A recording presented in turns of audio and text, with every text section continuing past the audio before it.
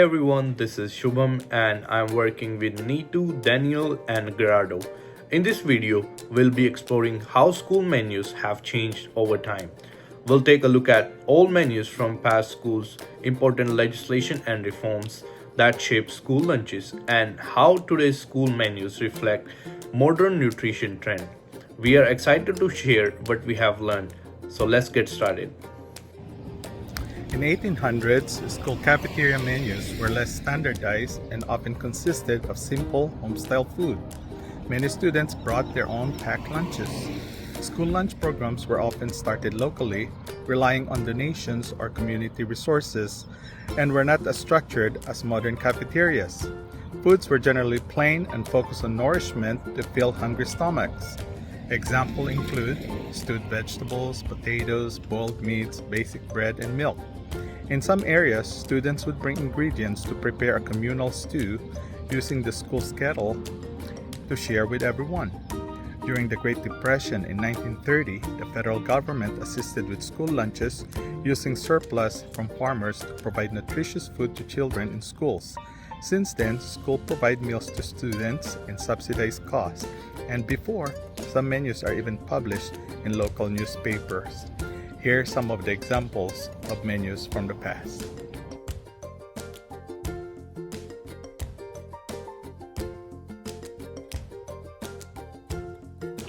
Hi, my name is Neetu. In this part of our project, I'll be talking about some of the key legislations and reforms that have shaped schools' lunches in the United States. The first major turning point came in 1946 when President Harry Truman signed the National School Lunch Act.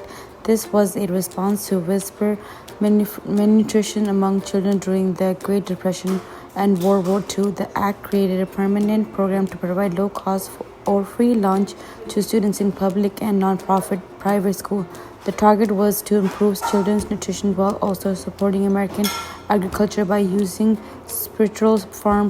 In 1966, the Children's Nutrition Act expanded on their foundation. It introduced the school breakfast program and provided funding for food service equipment and nutrition education. This made it easier for schools to offer more balanced meals and research children who need help for the most. Fast forwarding to 2010, when the Healthy, Hungry, Free Kids Act was passed under the Obama administration, this reform was a big step towards improving the quality of the food service in school. It requires schools to serve more fruit, vegetables, whole grain, and reduce sodium, saturated fat, and sugar drinks. It also gave USDA more authority to set nutrition standards for all food sold in school, including vending machines.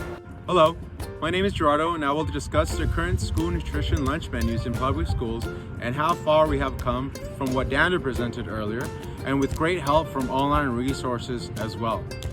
According to the United States Department of Agriculture, since the implementation of the Healthy, Hungry, Free Kids Act of 2010, which requires nutrition standards for all foods sold in schools, was initiated in hopes of promoting healthier eating on campus. As you can see the comparison shown above, one can see the change from before and after the new standards were implemented. For example, the drastic decrease in empty calories, in addition to light or low-fat food options available to the students. Furthermore, as food and allergies increase with affecting nearly 32 million Americans, including 1 in 13 kids, the public school system cafeteria has also implemented a special diet nutritious menu with gluten-free options like gluten-free cheese pizza, gluten-free hamburger and bun, along with gluten-free macaroni and cheese. Additionally, online resources have helped parents view and or create special lunch menus for their children using websites like My School Menus, which allows a parent like myself and many of you to facilitate a nutritious and allergy-free meal. The cafeteria menu will continue to evolve as it did when it first started off as a pantry-free options for our kids, with help from legislation and technology to create a safe and nutritious meal for our students. Thank you very much, and I will hand it back to you, Shubham. So that's wrap up our look at how school menus have changed over time from historical means to modern trends. We have seen how nutrition in education continues to evolve. Thanks for watching.